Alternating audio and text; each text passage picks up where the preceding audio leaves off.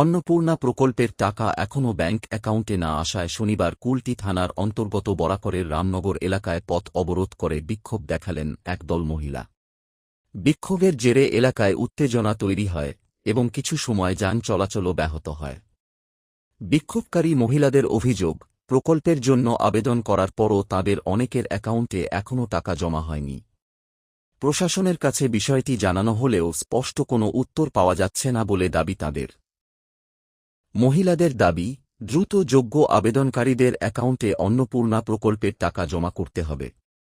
সমস্যার সমাধান না হলে আগামী দিনে আরও বৃহত্তর আন্দোলনের হুঁশিয়ারি দিয়েছেন বিক্ষোভকারীরা।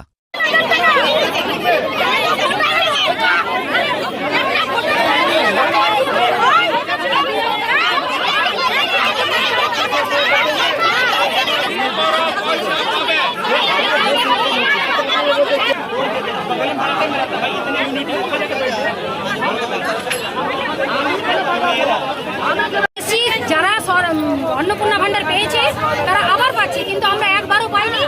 আর যারা সরকারি চাকরি করে তাদের ওয়াইফরাও পাচ্ছে। এটা কেন পাবে? কি করে ভেরিফিকেশন কেমন করে করছে?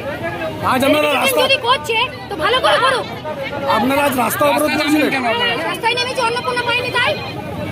পুলিশ এসেছিল, পুলিশ এসে পরে দেখলাম পুলিশ আসছে, প্রশাসন সবাই আসছে, কিন্তু সান্ত্বনা দিচ্ছে আমরা করবো, আমরা চেষ্টা করবো, কিছুই করছে না। আর 3 মাস হয়ে গেল, জুন জুলাই আগস্ট 3 মাস হয়ে গেল, একটা কেউ পাইনি।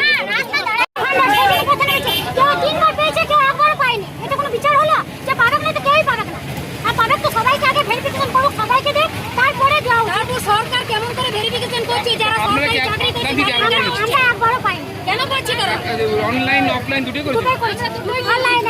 অনলাইনে গুলো তো কোনো কাজে হয় না, তারপর অনলাইন করেছে তবু পাইনি। এখন তো রাস্তা